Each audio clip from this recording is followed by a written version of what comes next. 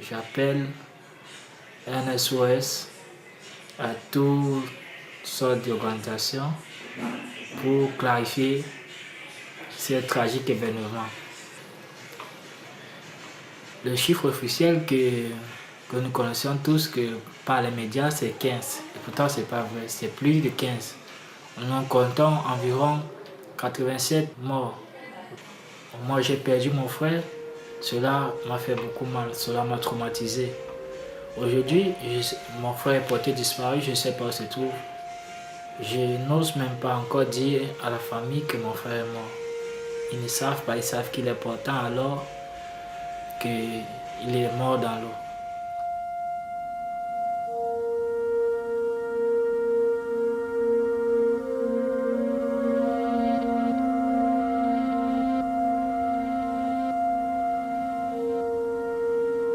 Qué barbaridad, es que esto es un sin cesar. Es el trabajo constante de todos los días, la tensión que tienen pues los hombres y mujeres de la Guardia Civil que están haciendo cumplir la ley, cumpliendo la ley, ¿no? Allí en la verja, en la valla y en todo lo que es Ceuta, ¿no? Lo que pasa es que fíjese, don Arsenio, si han cruzado 200, vamos, si el intento del que hablamos con 14 fallecidos es el de unos 250 inmigrantes que intentaban cruzar la frontera por tierra y mar, y luego están las ONGs que han organizado enorme escandalera, consideran que y denuncian que ustedes utilizaron bolas de goma cuando la gente se encontraba en el agua. Eso es completamente falso, porque eso sería inhumano. Y yo no creo que haya ni un solo guardia civil que utilice como blanco a un ciudadano que está tratando de subsistir nadando como puede. No creo que haya ningún español que crea que la Guardia Civil, ningún guardia civil de España, fuera capaz de eso. Creo que es repugnante que pueda haber nadie que desde la distancia, ¿verdad?, que desde la distancia pueda hacer ese tipo de declaraciones. Don Arsenio Fernández de Mesa, es siempre un placer y un honor tener al director general de la Guardia Civil. Un saludo afectuoso. Muchísimas gracias a la cadena Copa, Cristina, y muchas gracias y buenos días. Adiós.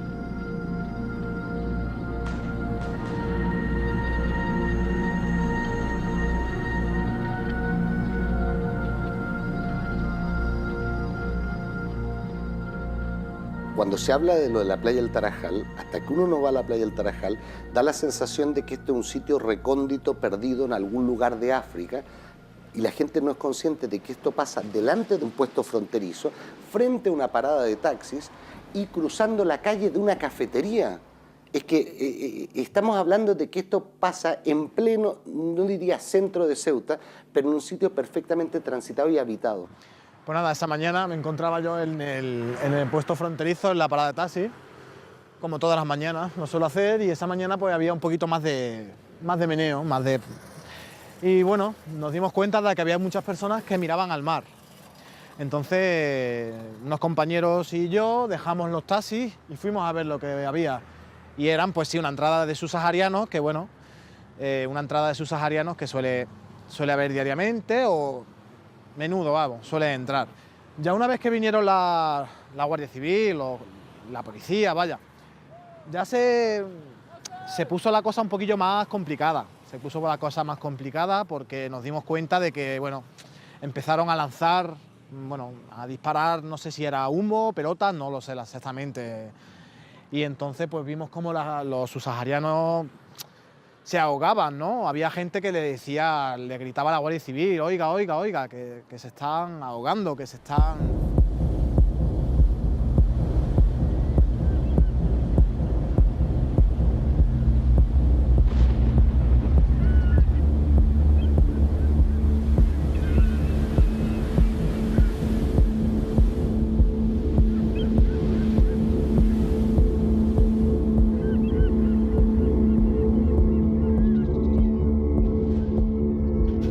Me llama diciéndome, Elena, los han matado, nos han disparado. Y yo le decía a Nabil, pero ¿qué te pasa? ¿Que os han matado? ¿Qué pasa? Me decía, estamos en la frontera de Ceuta, hemos intentado entrar, hay muchos compañeros muertos. Empiezo a llamar a compañeros y al rato nos llama Desiré. Desiré estaba en la playa, estaba herido, había recibido un pelotazo en la cabeza y nos dice, Elena, nos han masacrado, estamos súper mal. Entonces, en ese momento empezamos a llamar a los medios, pero nadie nos creía.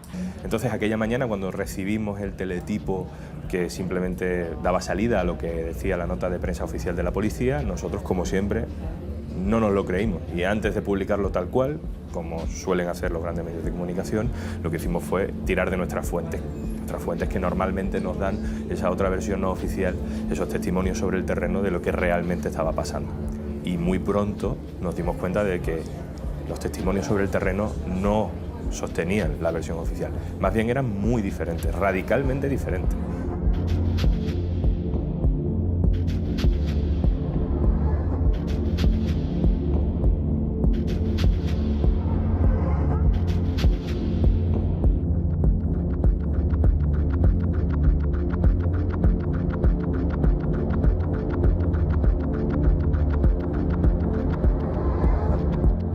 Una y otra vez, esta vez no ha sido la policía marroquí, porque están acostumbrados a que la policía marroquí actúe de una forma muy contundente, pero en este caso decían que ellos no habían sido, que ellos les habían ayudado, pero que la Guardia Civil era quien había disparado más. Estaban muy sorprendidos y muy afectados porque se acababan de morir muchos de sus compañeros en la playa. Les guardias ont tiré des balles en caoutchouc et des gaz lacrymogènes. Et ils visaient, ils ne tiraient pas au hasard. Oui, parce qu'ils tiraient, c'est vrai, ils tiraient dans le temps, mais avant de tirer, ils visaient nos bruits de sauvetage dans les vaisseaux. Ils pèsaient bien. Donc quand ils tirent, ils pèsent.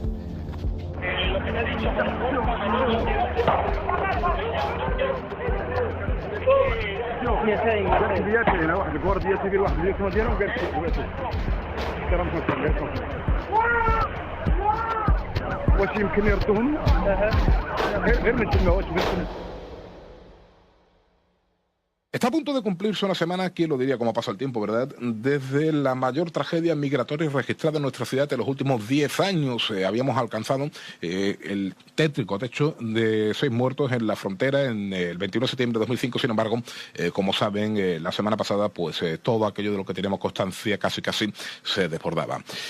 Al margen de la conmoción y del drama humano que supone, y yo creo que eso es lo único que estamos todos de acuerdo, la muerte de 15 personas que buscaban una vida mejor.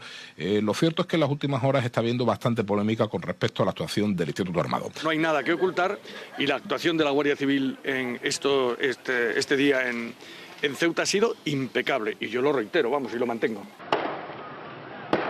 Está a punto de amanecer y en la frontera del Espigón se escuchan gritos y disparos. Y en esta imagen mira dónde van 3, mira. Observamos cómo algunos inmigrantes están ya en aguas españolas, superada la avalancha, pero a punto de ser capturados por los agentes. Fue muy importante en aquel momento, ¿no? Que fue una persona de Ceuta que se encontraba en ese momento en el Tarajal y que grabó aquello, porque si no hubiera sido por ese testimonio y esa grabación, seguro que se seguiría defendiendo que el problema fue de los inmigrantes y de Marruecos y no de España, como pasó en el 2005, cuando también intentaron pasar un grupo de inmigrantes aquí en Ceuta el 29 de septiembre del 2005 y en Melilla anterior y posteriormente. Entonces hubo muertos y todas las responsabilidades se le cargaron a Marruecos, cuando realmente hubo también responsabilidades por parte de España. Interior rectificó y dijo que sí, que había utilizado pelotas de goma. A partir de ahí empezó un proceso de contradicciones constantes hasta la versión actual, que se puede acercar más a la de los inmigrantes, pero que todavía no llega a ser la de los propios supervivientes, ni siquiera la de las imágenes. A fin de frenar su avance, se lanzaron los medios para delimitar la traza fronteriza en el mar, con la orden habitual de que siempre hubiese varios metros entre el lugar de impacto en el agua y los propios inmigrantes para no alcanzarlos. Todos los lanzamientos se hicieron desde tierra, siendo la distancia superior, como mínimo, a los 25 metros, de acuerdo con los protocolos de utilización de los medios antidisturbios. Seamos conscientes de una cosa, ellos dicen, y el capitán lo dijo en su momento a preguntas de la juez, que era tiro tenso, es decir, apuntaban para dar en el agua y marcarle una línea con las bolas de goma a los migrantes. Ya, y la pregunta que uno se hace es, ¿y era factible que esos señores viesen esas pelotas? O sea, imaginémonos, una pelota que pega un bote en el agua y sigue, en el medio de la madrugada. todavía no había despuntado la luz de día, y ellos ven esas bolas. ¿Tenía algún sentido si no era otro que darles? Ces gens ne tiraient pas de ce côté. Ils tiraient directement sur des gens. Directement sur des gens qui étaient... Parce qu'il y avait une masse. Nous qui avons pu traverser, quand on nous a mis là, il y a une masse qui est encore derrière, qui est en train de venir. Et c'est comme ça qu'ils sont en train d'arriver à la plage. On tire sur eux directement. Et pour ceux qui sont dans l'eau, on tire dans l'eau. Pour ceux qui sont dans l'eau, on tire sur eux. Et c'est comme ça que la majeure partie se noie dans l'eau. Yo creo que ahí es donde todo el mundo reacciona y donde el gobierno pues no tiene más remedio que dar la cara y explicar que efectivamente pues habían tomado una serie de medidas y que tenían que ver cómo esas medidas habían causado un impacto en esas muertes.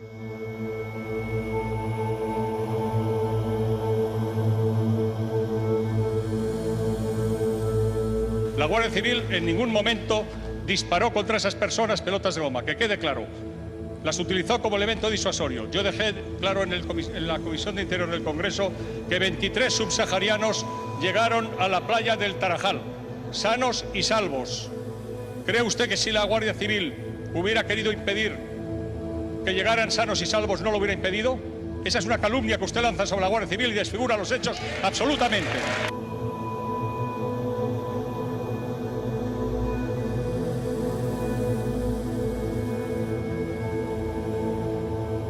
Ils sont là, des Espagnols, ils sont là dans le petit chaloup. Ils sont en train de tirer sur ceux qui sont dans l'eau directement.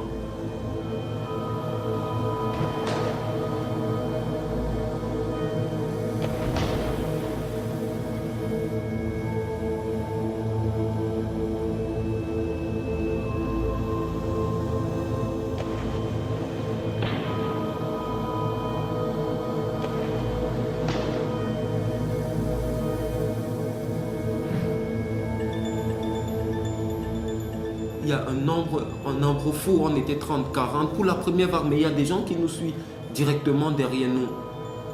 Et là, on se met à tirer sur nous. Pour ceux qui ont la chance, les balles ne t'arrivent pas. Pour ceux qui ont la malchance, tu reçois la balle sur le corps et tu ne peux pas survivre.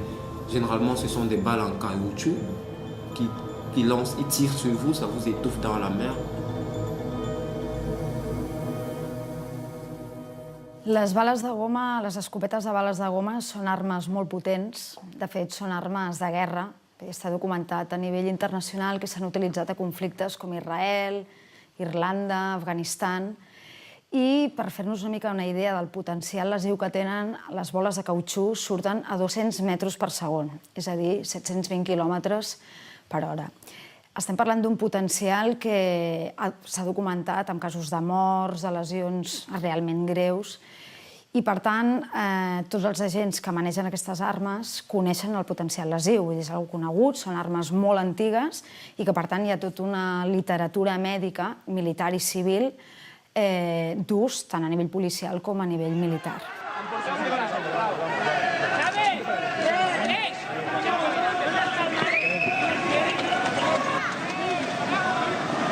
Portar a Urquinaona que hay una ambulancia, que la ambulancia no puede venir, que la ambulancia no puede pasar. ¿Hola? ¿Vas a Urquinaona? Agua tengo. Y agua y hielo, agua y hielo. ¿Qué te está ofreciendo?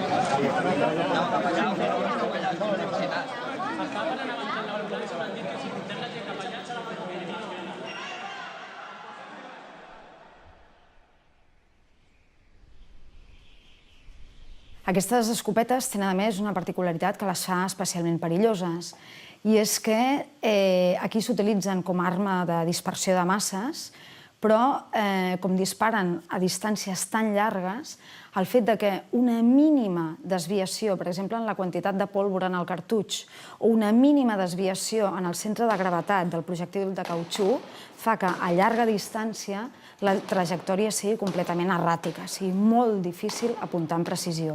I fer precisions a nivell de metros és absolutament impossible amb aquest tipus d'armes.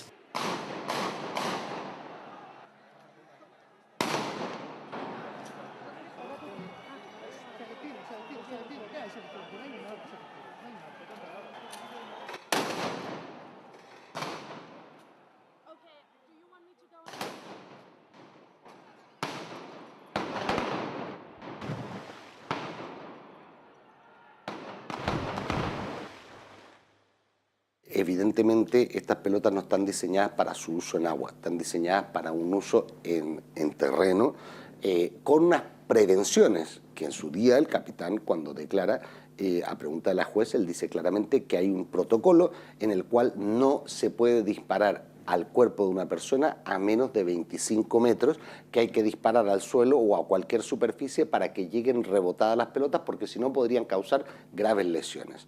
Pero estas pelotas no están preparadas ni están diseñadas para utilizarse en agua. Tanto es así que no existe un protocolo de agua. Ahora bien, la pregunta es, ¿por qué la Guardia Civil, que tiene que reprimir esos accesos por el agua, tiene unos equipamientos que incluyen esas pelotas si no las están usando de forma constante en el agua? Y si las están usando de forma constante, ¿por qué lo que no hay es un protocolo para su uso?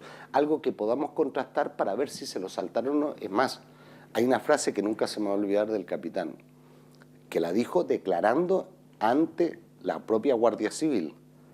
Disparé 3 bolas con arma para que mi gente me viera involucrado. Y la pregunta que a uno le surge es, ¿por qué los guardias civiles tenían que ver a su jefe involucrado en el disparo de bolas? ¿Era porque era algo excepcional o porque era algo que había que hacer o que él decidió que se hiciese, pero que los guardias solo lo iban a hacer si veían al jefe haciéndolo? Esto es como saltar al abordaje en una batalla naval de las antiguas y el capitán va el primero y todo el mundo le sigue. Esa es la sensación que da y la pregunta es, ¿era eso necesario y por qué?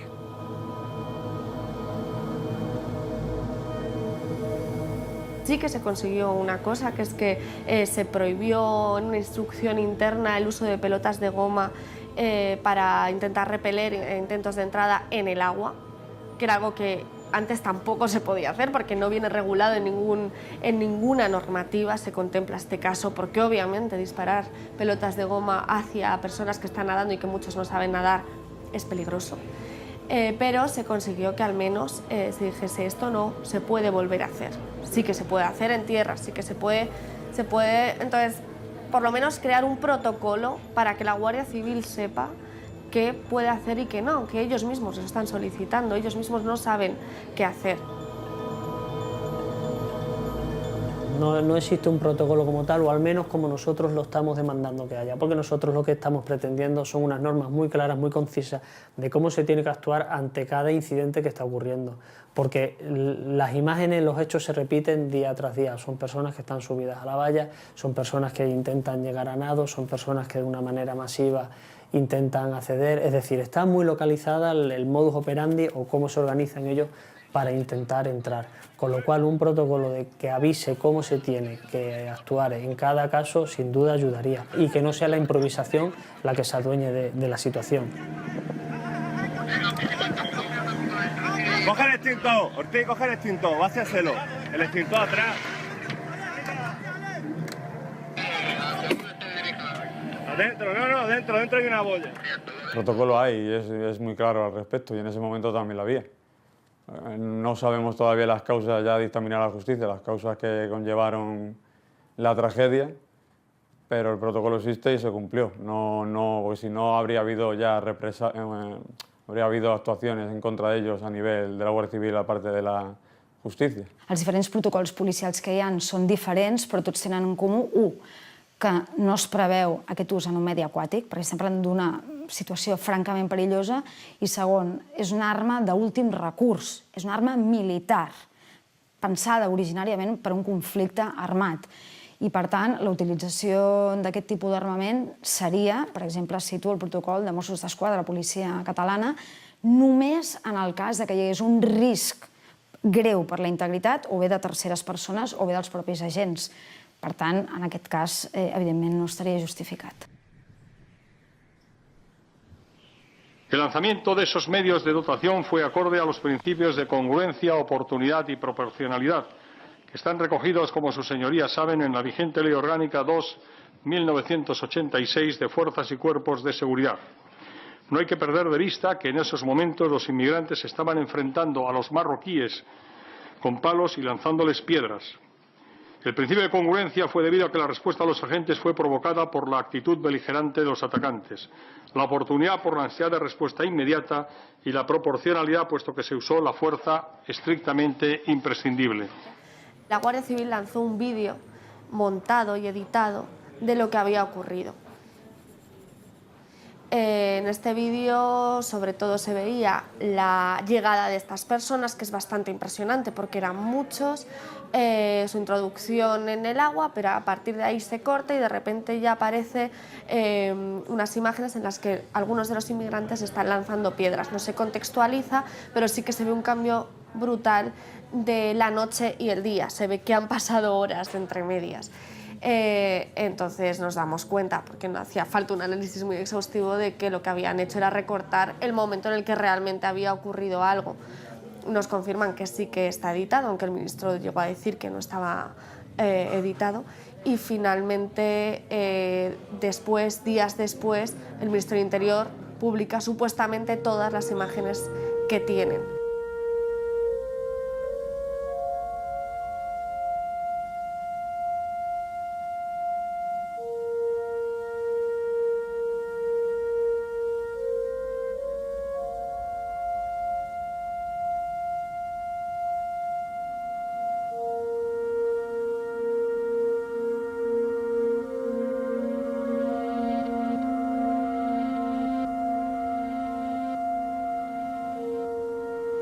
Quand je commence à reprendre connaissance, je me rends pas compte. J'entends seulement, les gars sont morts. J'entends juste, parce que jusqu'à ce moment-là, j'étais bouleversé. J'entends juste les gars sont morts. Et on commence à ramener les corps devant moi.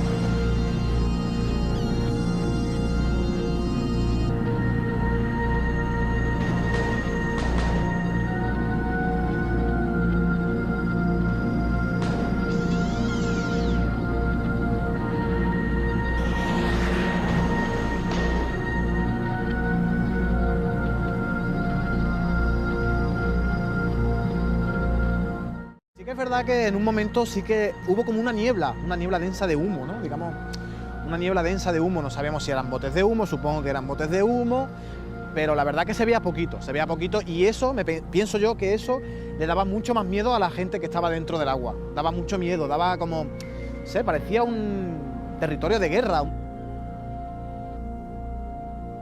Recientemente hemos tomado declaraciones a distintos guardias civiles. Concretamente en la segunda de las declaraciones sí declara uno de los guardias civiles que reconoce, a preguntas de la jueza, haber sido él el que lanzó el bote de humo.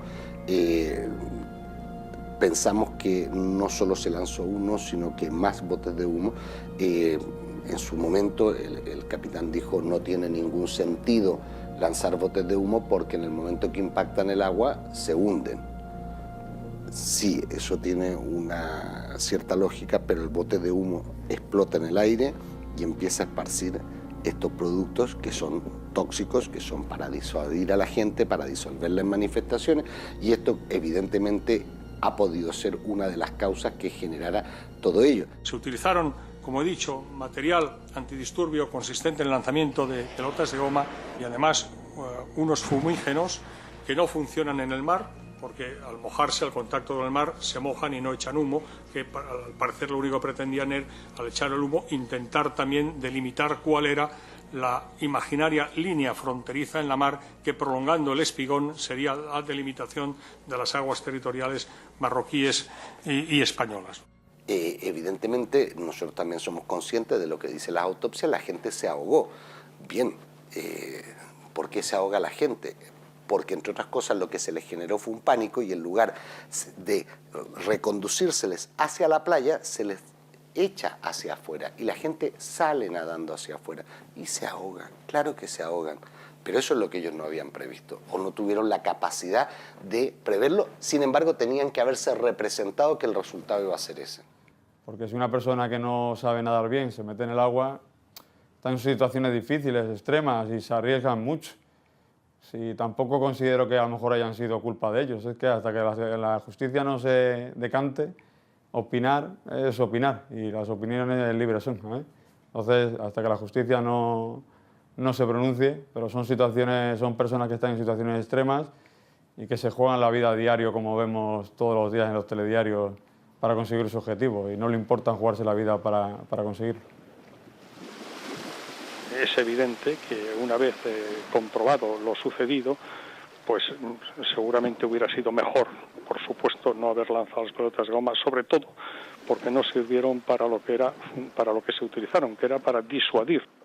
Pensamos que actuando de otra manera y dotando a los agentes con otros medios se podían haber evitado o por lo menos que no se vuelvan en un futuro a dar circunstancias como la que se dieron ese día en la playa del Tarajal.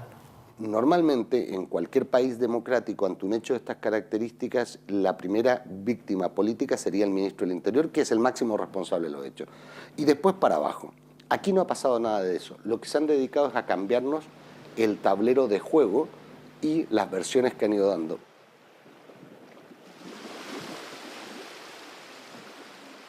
Unos meses antes, en septiembre, hubo un intento de entrada muy similar y no utilizaron pelotas de goma. Entraron 91 personas.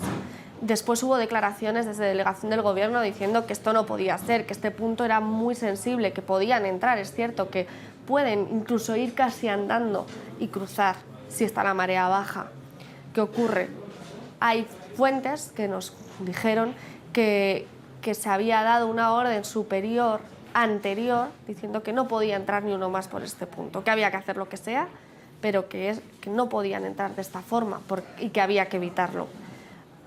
Parece que hubo algo entre medias de estos dos intentos que establecieron que tenían que ser más contundentes la Guardia Civil. No está confirmado.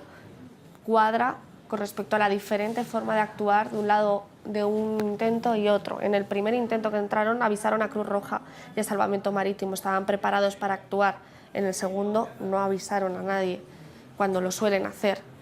Estaba la Guardia Civil, pero con una embarcación de salvamento marítimo que no se puede acercar a la zona donde estaban estas personas. Si hubiese estado la Cruz Roja, hay dos preguntas. Una, ¿hubiesen lanzado pelotas de goma delante de la Cruz Roja? Dos, quizá la Cruz Roja les podría haber salvado. Si tenían constancia de que a las 4, 4:30 estaba entrando un nutrido grupo de personas, porque tenía unos sensores térmicos y unos radares determinados, ya les tuvo que haber dado tiempo, por lo menos, a avisar a Salvamento Marítimo. Pero no lo hicieron y, sin embargo, tuvieron unas 2 o 3 horas de margen para planificar ellos su acción, que no era de salvar vidas humanas, sino de intentar de la forma más expeditiva posible que no entraran.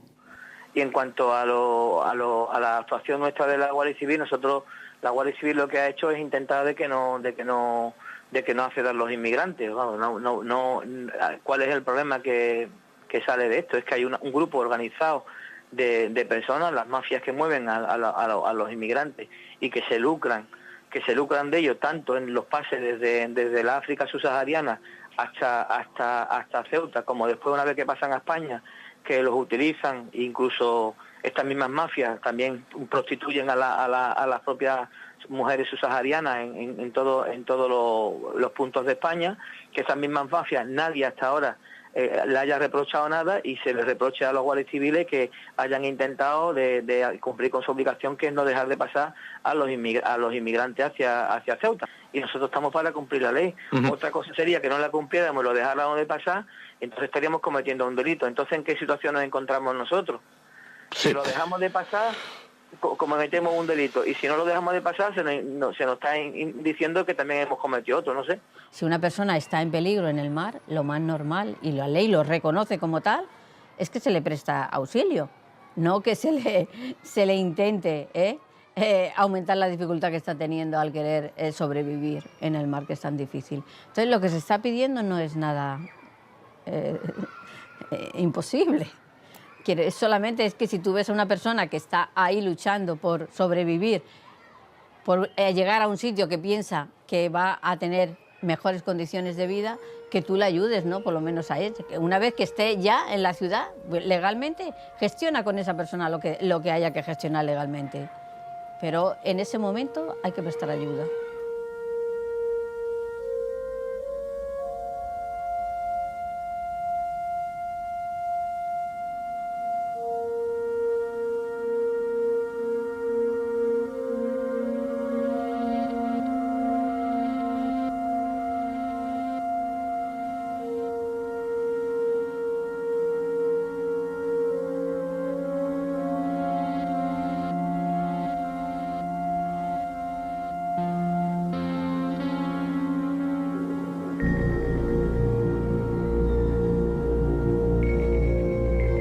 La frontera sur ha sido durante muchos años el lugar del no derecho. Ha sido el lugar donde el derecho se detenía justo a las puertas de la valla. Hasta tal punto es así que el Ministerio del Interior en el Congreso de los Diputados se atreve a decir, en febrero del 2014, que hay una zona del Estado español donde no se aplica la ley, porque se retrotrae la frontera. Hay una zona de la playa de Ceuta que es la frontera donde no se aplica la ley española. Esto evidencia muy bien cómo ese territorio de la frontera es el territorio del no derecho. Ese es un concepto operativo que, para cumplir el mandato legal, se efectúa en Ceuta y en Melilla, precisamente porque Ceuta y Melilla tienen unas características que no tienen ningún otro perímetro fronterizo.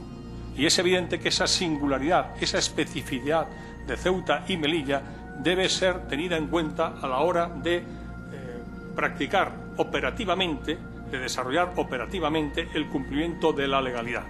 No se puede pretender aplicar la ley de la misma forma en Ceuta o en Melilla que en otros lugares que evidentemente no tienen nada que ver.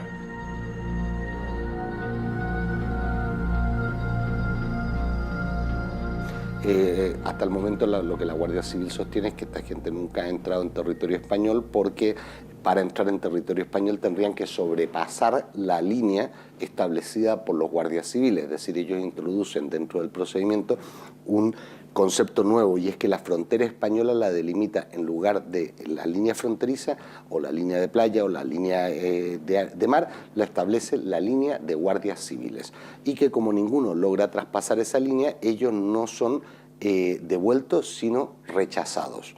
Y se maneja ese concepto, pero la verdad que las imágenes lo que reflejan es que hay gente que no solo logra entrar en territorio español, sino que esa gente es devuelta por la puerta que hay sobre el mismo espigón a territorio marroquí. Aquí no hay devolución en caliente, aquí lo que hay es un rechazo, que es completamente distinto.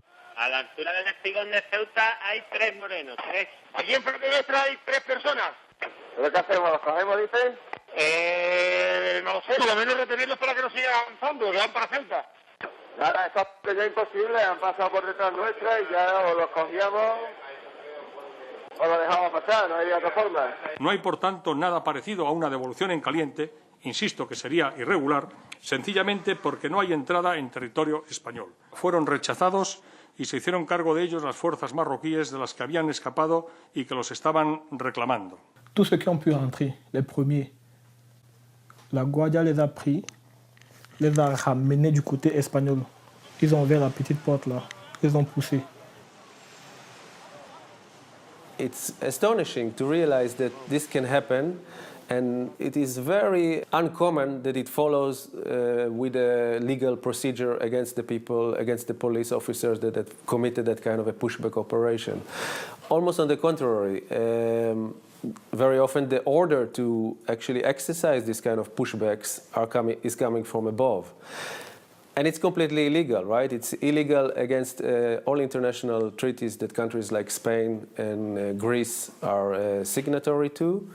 It's illegal according to the national law of these countries. Not to mention that it's in wide contradiction to human rights and whatever kind of human conduct, moral conduct that you expect from police officers. So that this happens, and then it's documented, and nothing happened, I think it has to throw into question that kind of a mentality, deeper mentality that is there and that Europe is engulfed in, and that is what I'm trying to get at. There is something much more profound and much deeper that is happening, that sets the condition of possibility for things like a pushback operation to happen.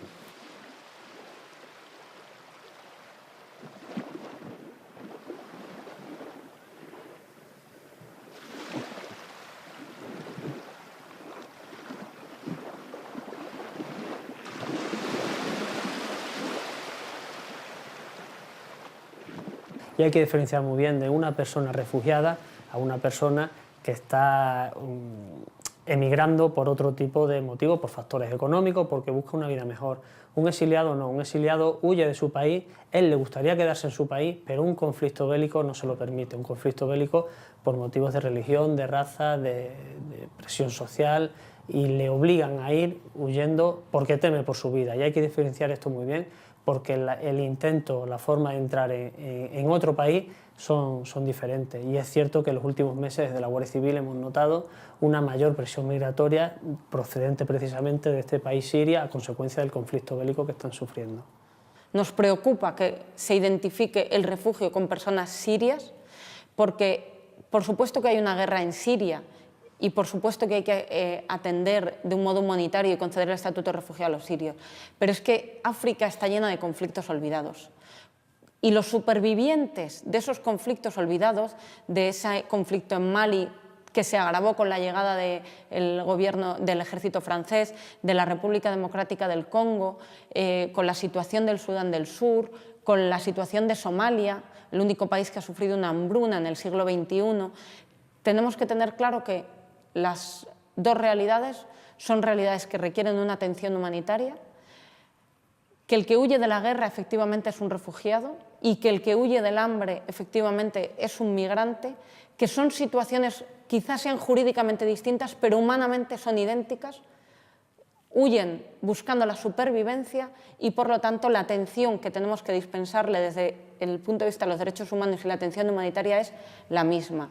Y eso es algo que en la frontera sur no estamos haciendo. Muchas veces el debate como se centra en este sentido caritativo del dejar entrar a la gente, ¿no?, que están viniendo para trabajar, para mejorar su vida, están viniendo porque están escapando, muchas veces olvida todo lo que genera la libertad de circulación, ¿no? Y por ejemplo, los ciudadanos europeos, blancos europeos que tienen libertad de circulación no solamente en la Unión Europea, sino a nivel global, esa libertad le genera toda una economía a la cual las personas racializadas o las personas provenientes de los países del sur no tienen acceso, ¿no? Y ese tendría que ser uno de los puntos del debate, ¿no?, que es el poder acceder a la economía que genera la movilidad, tanto para ir a trabajar durante 2 años y después regresarte a tu casa, como para ir a ofrecer tus productos en otras zonas, como para que si durante un tiempo hay una situación pues, de urgencia en tu casa, tú te puedas mover para otro lugar, o porque si te da la gana de moverte. My job is to coordinate forced returns of individuals irregularly staying in the European Union to their countries of origin.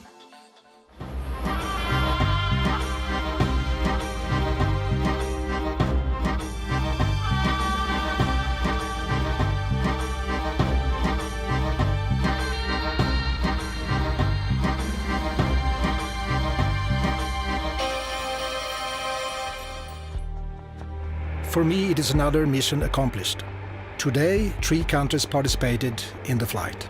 In total, 112 returnees were handed over. There have been no incidents. My next flight is to Nigeria.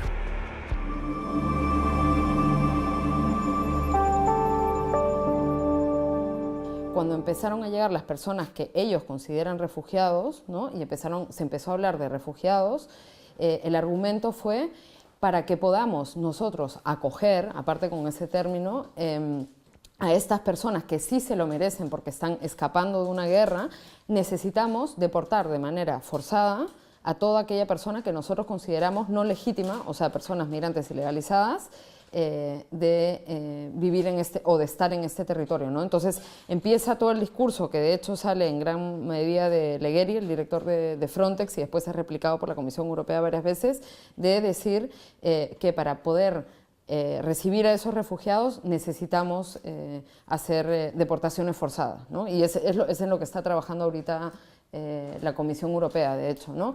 Y por ese lado, ¿cuál es el problema que pasa con esto? Que hay una normalización del sistema de control migratorio y otra vez se apela a la caridad europea, a la superioridad de los sujetos europeos y a que ese sujeto europeo tenga derecho a decidir por sobre las personas migrantes, refugiadas, y él decidir si entran o no. No la persona migrante o refugiada si entra o no a la Unión Europea, sino es el ciudadano europeo al que se le da el poder mediante este discurso de decidir si la persona refugiada entra o no a la Unión Europea.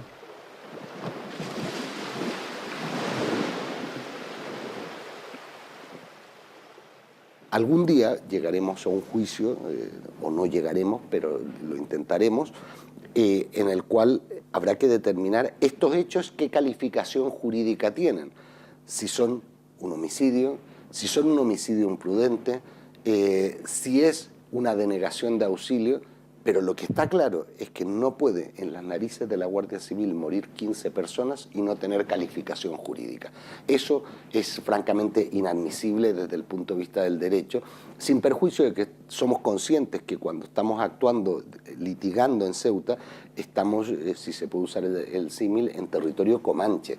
Es decir, no son las mejores circunstancias para defender los derechos humanos porque la situación en Ceuta es una situación muy especial que hay que verla para comprenderla.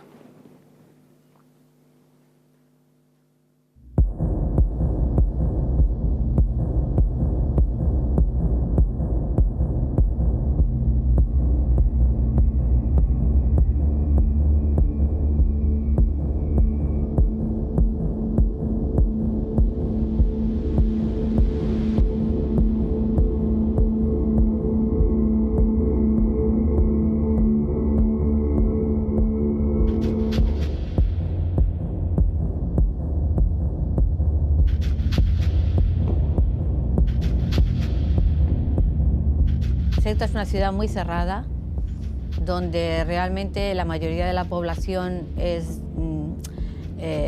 de pensamiento bastante tradicional y eso hace que se mire la inmigración como amenaza. Yo creo que la población está mal informada y al estar mal informada, pues también su respuesta es negativa de cara a la inmigración y además está con ese miedo de la invasión.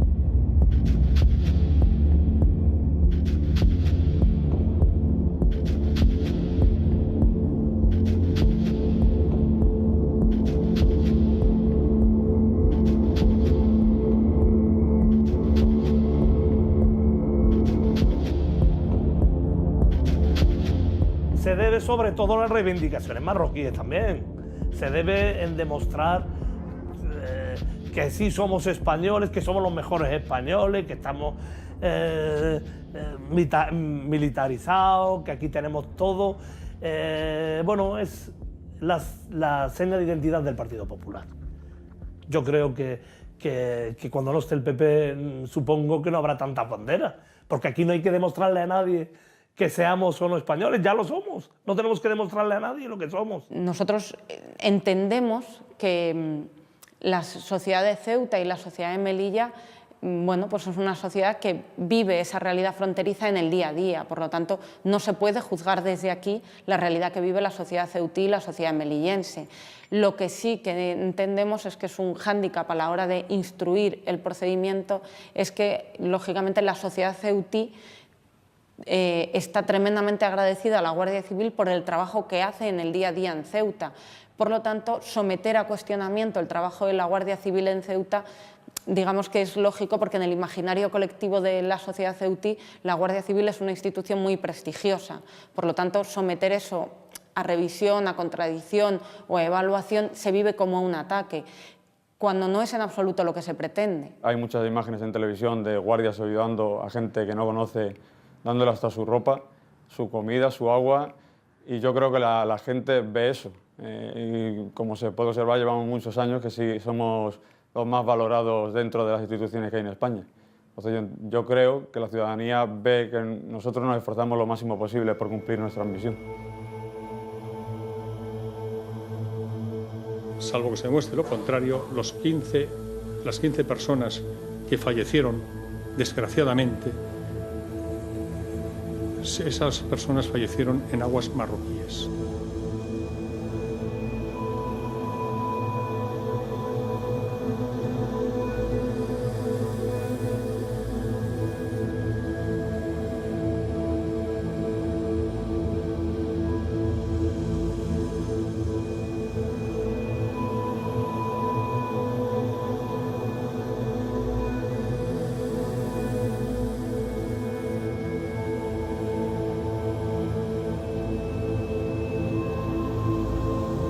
Tragedia dramática de 15 personas que han perdido la vida en Ceuta. Perdón, formalmente ha sido en Marruecos, en aguas marroquíes.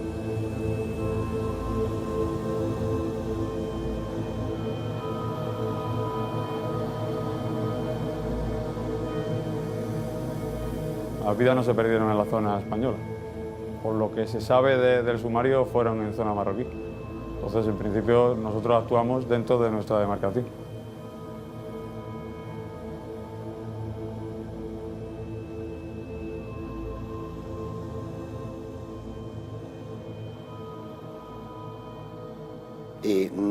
Yo no creo que ella esté cómoda con la causa, la entiendo, no la justifico, la entiendo, y creo que evidentemente eso pone en las acusaciones populares mucha responsabilidad de que esta causa llegue a buen fin, porque nosotros no tenemos ni las dependencias jerárquicas que puede tener el Ministerio Fiscal, ni los problemas, digamos, de trabajo que puede tener la juez, porque la gente se olvida una cosa.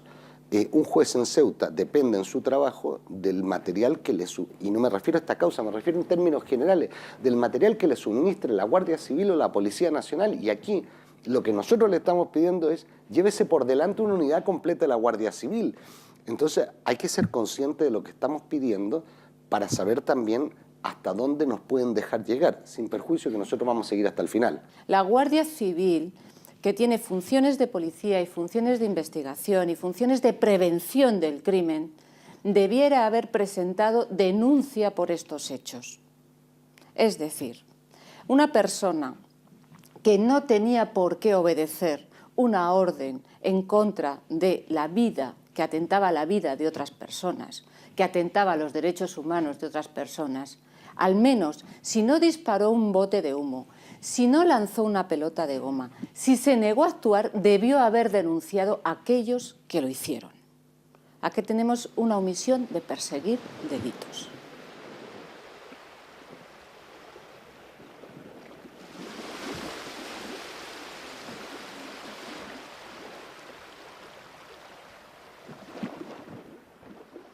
La gente, las personas, los compañeros, los guardias civiles que se encuentran en la frontera cumplen órdenes, y más la Guardia Civil, que es un cuerpo de naturaleza militar con un régimen muy estricto, donde las órdenes van de arriba a abajo y no tienen posibilidad de discutir.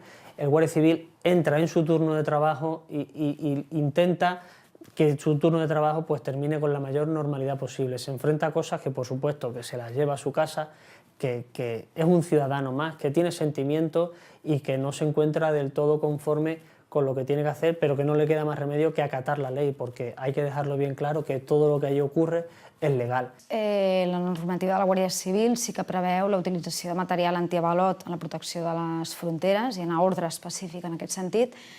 Ara bé, que hi hagi aquesta possibilitat no vol dir que s'estigui obligat a utilitzar-la.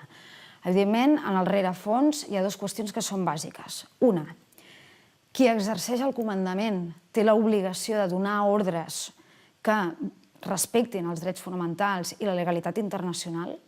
Té inclús l'obligació, perquè està expressament previst a nivell legal per la Guàrdia Civil, de si hi ha un canvi de situació o el transcurs dels esdeveniments fa preveure que aquell ordre sigui contraproduent, té l'obligació de rectificar. Per altra banda, els agents concrets que estan sota aquest comandament tenen una previsió legal específica en el sentit de que quan es doni un ordre que contravingui la legalitat, que no respecti els drets o que sigui per sentit comú absolutament contraproduent, tenen la possibilitat i tenen cobertura legal per no obeir aquest ordre.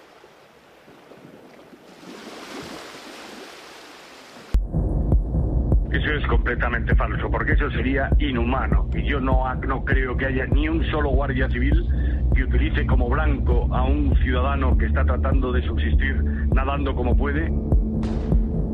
Las acciones de contención y rechazo llevadas a cabo en dichos escenarios por los agentes de la Guardia Civil encargados de la vigilancia y custodia de las fronteras lo fueron mediante el empleo racional de medios antidisturbios reglamentarios, siempre en territorio o aguas nacionales, por personal instruido y conforme a procedimientos autorizados, como he dicho, sujetos a los principios de oportunidad, congruencia y proporcionalidad legalmente establecidos, por lo que quedan acogidos al uso legítimo de la fuerza que corresponde a las fuerzas y cuerpos de seguridad. No consta en absoluto que en territorio español se produjese lesionado ni víctima alguna, consecuencia lógica, por otra parte, de no haberse dirigido en ningún momento la acción antidisturbios directamente sobre los inmigrantes, puesto que, como he dicho, el efecto era meramente disuasorio.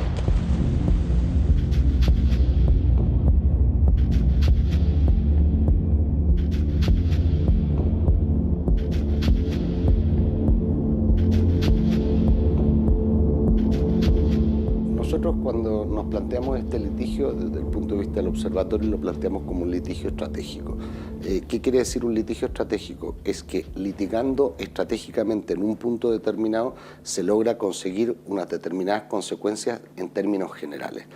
En este caso los hechos son claros, la responsabilidad nosotros creemos que es clara, y evidentemente conseguir una sentencia condenatoria lo que implicaría es transmitir un mensaje de prevención general a futuras actuaciones de guardias civiles en los que ellos tengan la capacidad también de cuestionar al mando, es decir, yo no voy a hacer esto porque esto me puede conllevar una sanción, es decir, que eso de la obediencia debida que no existe en el mundo del derecho porque está ya abolido, esto se abolió ya con Nuremberg, se traslade al ámbito de la represión de los procesos migratorios.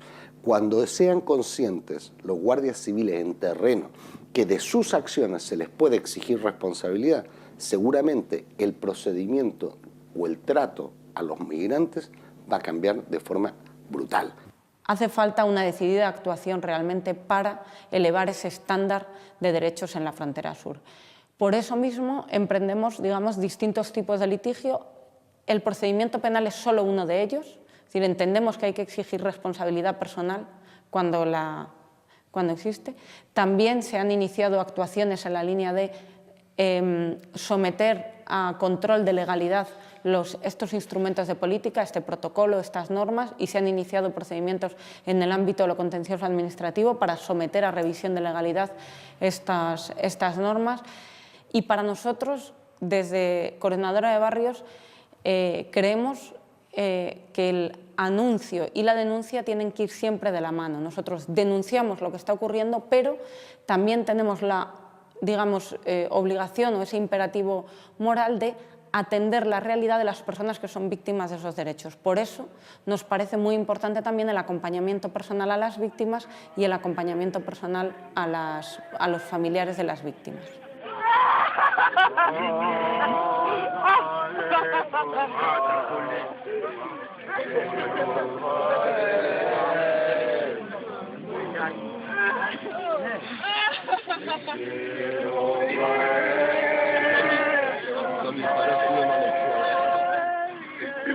Je ne peux pas sortir ma canne, moi je ne peux pas sortir la canne. Tu as le téléphone, après tu me cherches, je vais te renvoyer ça dans ton téléphone.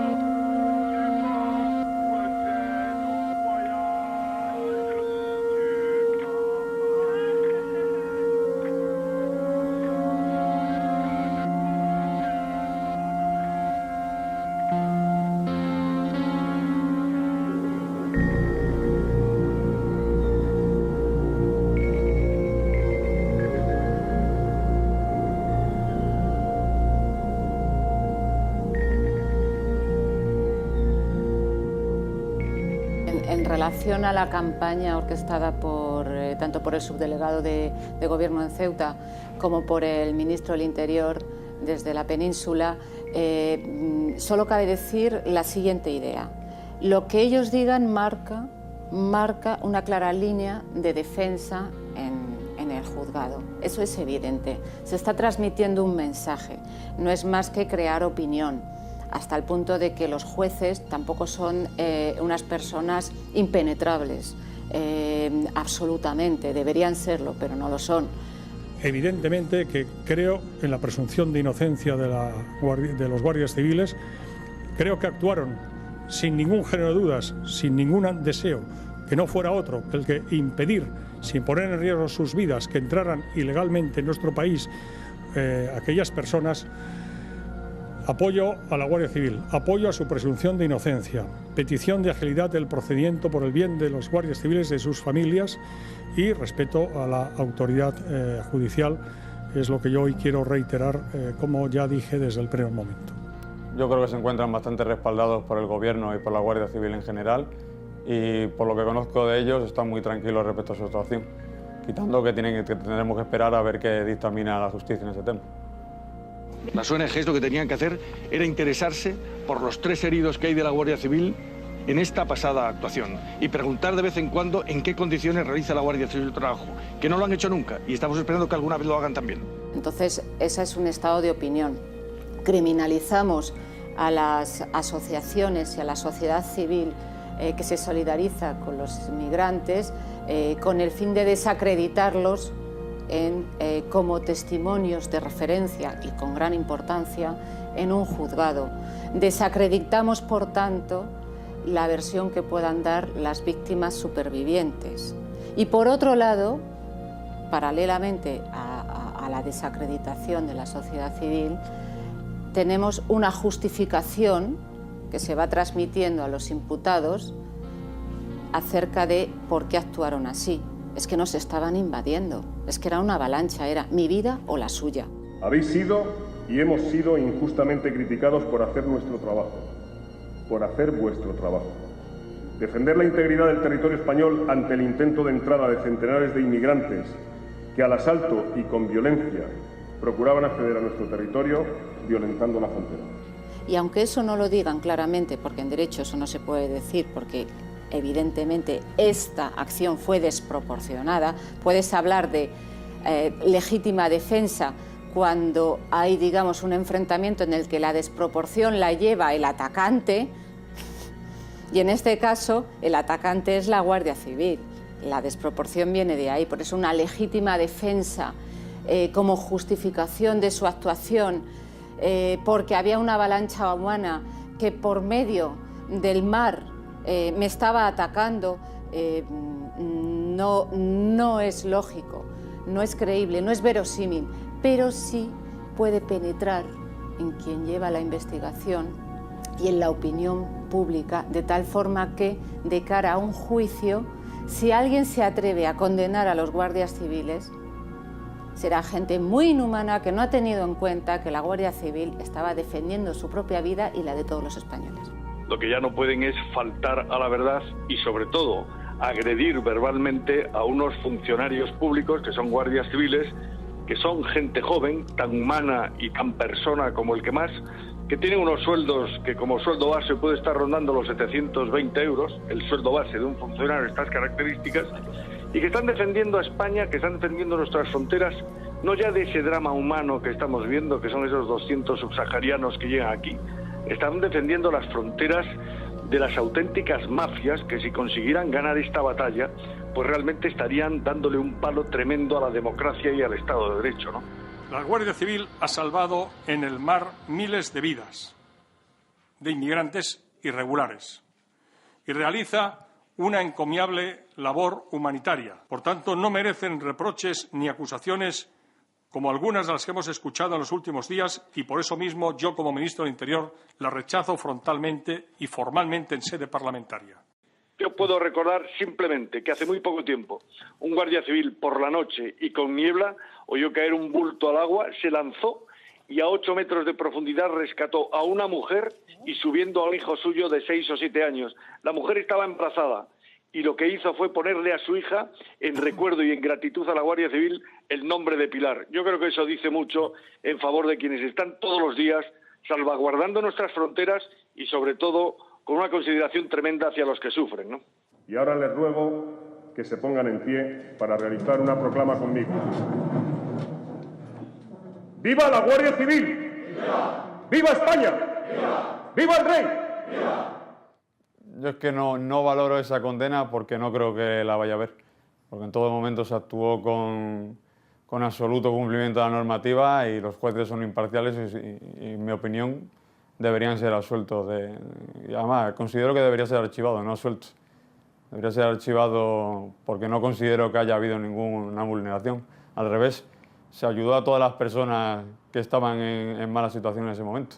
Yo creo que se salvó esta vida. Para concluir, me atrevo a pedirle nuevamente a vuestra patrona, la Virgen del Pilar, y encontrándonos en Valencia, como no, en su abdicación de la Jepereduta, que siga extendiendo su bando protector sobre los guardias civiles y sus familias, y que ampare cada día su labor cotidiana por conseguir una sociedad mejor.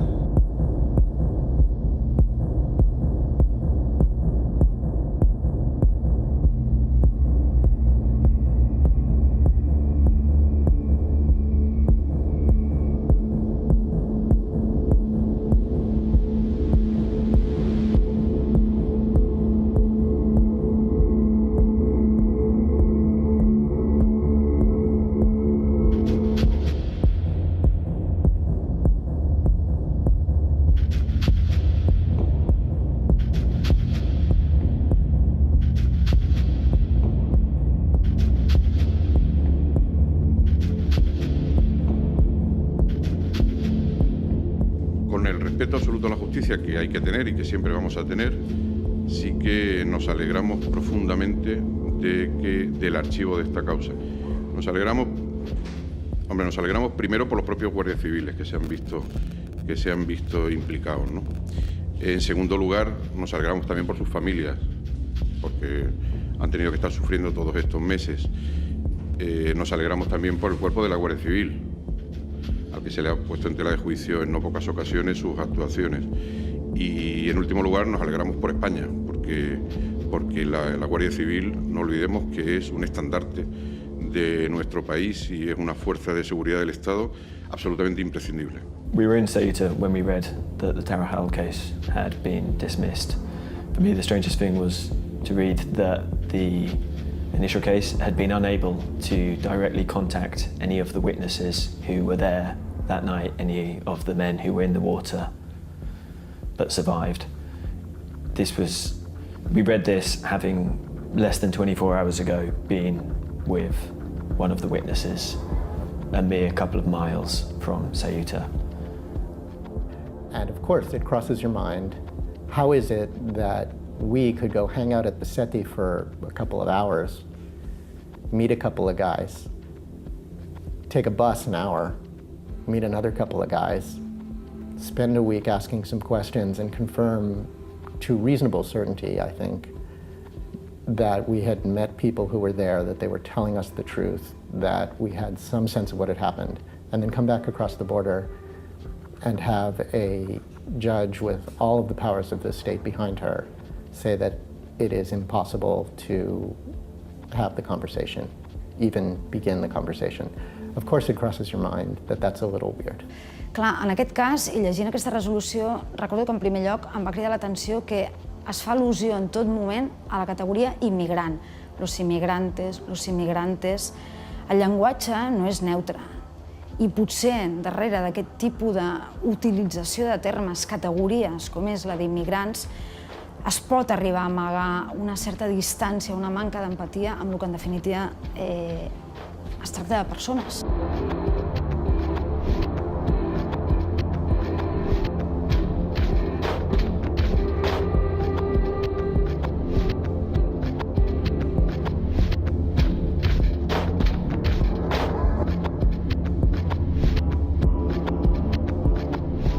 La jutgessa és partidària de no atribuir responsabilitats als agents, però em sembla particularment greu que la jutgessa explícita i textualment carregui la responsabilitat d'aquestes lesions o fins i tot d'aquest resultat de mort a les persones migrades que estaven intentant accedir a territori espanyol. Sens dubte, si aquestes persones haguessin sapigut que travessar o quedar-se en aquella situació suposava un risc de mort, haguessin rectificat i no se'ls va donar la possibilitat de fer-ho.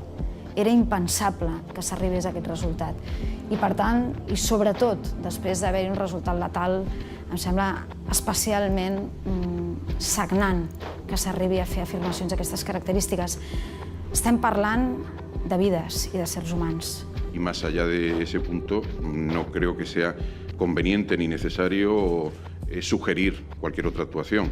Desde luego cada uno es libre de pensar o de sugerir lo que crea procedente, pero desde luego desde el punto de vista del Gobierno este tema se ha terminado.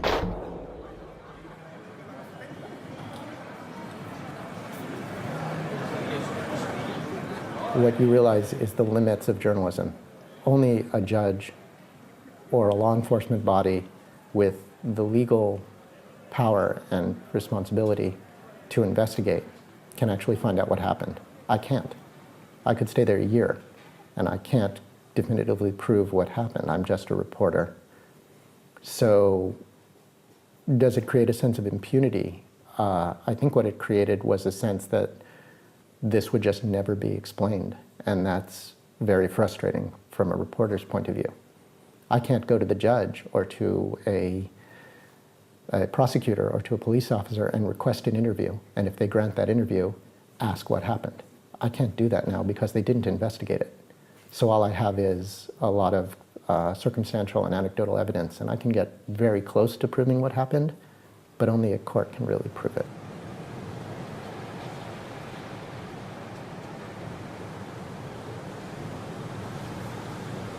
Davant d'aquesta comesa policial sempre s'ha de tenir en compte una premissa bàsica, és a dir, el mal que jo pretenc evitar és superior al mal que jo causaré emprant de determinada manera o interpretant de determinada manera l'ordre policial que m'ha estat donada o la missió que tinc policial en aquest cas concret. Evidentment, això és una cosa que ens afecta als drets de tota la ciutadania, sigui en una frontera, sigui en un carrer, sigui en una presó, sigui en un centre d'atenció de menors, és, d'alguna manera, sintetitzar un esquema de valors que en aquesta resolució es plasma d'una manera claríssima. Jo crec que aquí també és rellevant reivindicar quelcom que en totes les actuacions policials s'ha de tenir en compte. I és que la policia, a la que interactua amb algú, esdevé garant de la indemnitat, no només dels drets, de la dignitat, sinó de la indemnitat física d'aquesta persona. Els agents tenen l'obligació estatal i reconeguda a nivell internacional d'actuar preservant la indemnitat d'aquestes persones. Si aquesta resolució esdevé ferma, genera un precedent d'impunitat gravíssim, que en aquest cas es focalitza o es projecta en la defensa de la frontera, però que es pot extrapolar a qualsevol actuació policial en qualsevol situació, i això és francament perillós. Como le he dicho antes, si hay ONGs que consideran que se vulneran los derechos humanos en Ceuta y Melilla, tiene la justicia para acudir a ella, y como antes he comentado, no hay ninguna condena a ningún guardia, ni policía, ni ningún otro miembro del Estado sobre este tema. Si no hay ninguna condena, yo entiendo que estamos en un Estado de Derecho, es que no ha ocurrido. Las muertes de Ceuta es como el caso más patente de que si no somos capaces de depurar responsabilidades con esto, demostraremos como sociedad que estamos despreciando absolutamente lo que sucede en la frontera y que eso no nos importa la frontera en términos de seguridad, no de derechos humanos. Si damos por bueno que 15 personas se puedan ahogar, al menos, en nuestra frontera, en mitad de uso de material antidisturbios, y que no merece una investigación para conocer los detalles de eso y depurar las responsabilidades de eso, estamos mandando una señal muy clara de gestión de fronteras. Una señal que, por cierto, nos copian de fuera, porque luego viene Hungría y hace exactamente lo mismo que nosotros estamos haciendo aquí, inspirados en España, porque en España no pasa nada. Entonces, ¿qué va a pasar en Hungría? Tienen el precedente español para hacer lo mismo allí, porque están haciendo lo mismo que nosotros hemos hecho aquí.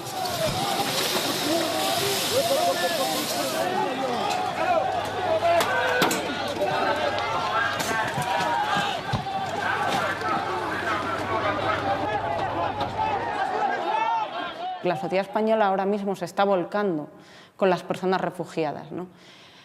Algo que tenemos que conocer es que lo que está pasando en la frontera este de Europa en el año 2015 es lo mismo que pasó en la frontera sur de España en el año 2014, con la única diferencia de que ahora son sirios de clase media quienes migran y antes eran subsaharianos. Esa es la única diferencia de lo que está pasando entre la frontera este de Europa en el año 2015 y la frontera sur. Pero son refugiados que huyen de conflictos, que solicitan acceso a Europa y que no tienen vías seguras para acceder a Europa y que tienen que jugarse la vida en el mar o en la valla. Si en algún momento las políticas de control migratorio estuvieron por encima de esa salvaguarda del derecho a la vida, efectivamente estamos hablando de algo que no es democracia. Estaríamos hablando de otras cosas. What we really have to ask is, under what conditions are the states of Europe willing to violate international law and even the protocols of the European Union itself? Okay, so that's one. Two, under what conditions does an obviously precarious human being swimming towards shore deserve to be killed or to be construed as a missile or as an attack? This is the only way we can understand this is through understanding a kind of racial phantasmagoria, right? A racial phantasmagoria where Africans are invading Spain, right? That they're somehow coming with their military arsenals and their enormous power, and that Spain is enormously vulnerable in relationship to this black menace, right? This is a massive racist phantasmagoria.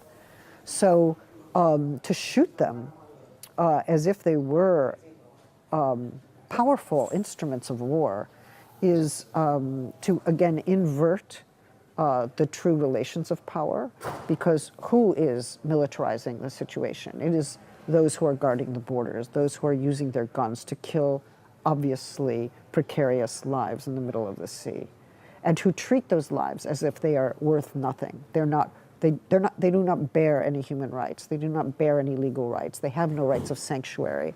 They are not accorded any dignity as humans. They're gunned down as if they were beasts or animals, or on the one hand, so exceedingly without value, or they're imagined to be a military threat to the country, which is just pure phantasmagoria. I mean, maybe we can talk about the psychosis of the state, you know, at such a moment. It seems very, very important.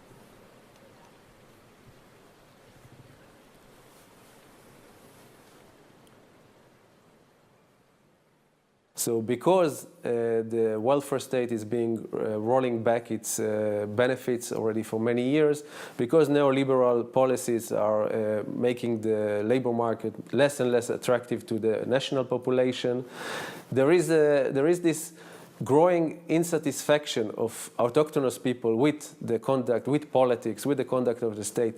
And it's a precisely vicious way of the state to reinsert its value in the eyes of the national citizens by excluding forcefully and showing that people who are not part of the nation are subject to very extreme measures, which the only thing that the sensation that it gives to people who are not subjected is a sensation of privilege. Que en un momento en donde en la Unión Europea hay una absoluta libertad de circulación de sus ciudadanos, absoluta libertad de circulación de mercancías, tanto interno como externo, uno de los pocos espacios donde el Estado-nación todavía sobrevive y donde todavía se puede construir soberanía es sobre los cuerpos de las personas migrantes, ¿no? Y en concreto en el caso del Tarajal, es muy fuerte porque en las declaraciones de Jorge Fernández Díaz puedes ver claramente que él se sitúa básicamente la frontera sobre el cuerpo de las personas migrantes, ¿no? Hemos dedicado 290 millones de euros al control de fronteras y menos de 10 a la asistencia a personas refugiadas, ¿no? Quiero decirte que esto me parece que es una lectura que refleja muy bien hasta qué punto estamos distorsionando la realidad, y esto es algo que la sociedad española no conoce. I think it's very telling to that kind of dynamic that Europe basically doesn't want the refugees to arrive at Europe. Otherwise, there are clearly enough resources, there is clearly enough space, there is only not clearly that kind of will to go ahead with it. En fin, esta paradoja increíble de que estemos llorando lágrimas de cocodrilo con lo que sucede en Hungría, cuando tenemos una situación exactamente igual desarrollada durante años en Ceuta y Melilla, donde el 60% de la gente que llega son potenciales refugiados y no se les deja presentar su solicitud. Primero porque Marruecos nos hace el trabajo sucio, son nuestros matones de frontera, los tenemos de porteros de discotecas de Europa. Para nosotros poder tener las manos limpias hemos subcontratado una agencia de seguridad que es la policía marroquí al otro lado de la frontera, para así nosotros como Estado poder decir no, han sido ellos, no hemos sido nosotros. En el caso de la muerte de Ceuta nos mintieron, pero otras veces, cuando es verdad que Marruecos se encarga de todo, nosotros también tenemos una responsabilidad, porque están controlando nuestra frontera, no la de Marruecos. Están controlando a la gente que se quiere ir de Marruecos. Por tanto, a Marruecos no le interesa nada contenerlos, los contienen para hacer el trabajo que nosotros les decimos que hagan. Ahora, España siempre ha sostenido que Ceuta y Melilla son España. Pues compórtense como si fuera España y denle el tratamiento que le darían si llegaran a la costa de Almería. Es decir, un tratamiento humanitario y conforme a derecho. Si no son España, díganlo ya y entonces eso es otra historia. Pero si son España, el tratamiento tiene que ser conforme al derecho español. I think what is happening in Ceuta and also in Melilla is largely unknown to a lot of people in Northern Europe. I think a clear example of this is, to explain what was happening there, I would often begin by showing people a famous photo in Melilla of a golf course and people playing golf in the sun on a lush green golf course, and behind them on a huge, highly fortified, razor-wide fence, there were schools of men waiting to try and cross over the border. When people see that, they're shocked that this exists and that this is a border in Africa between Africa and Europe. It's something that I think a lot of people aren't aware of.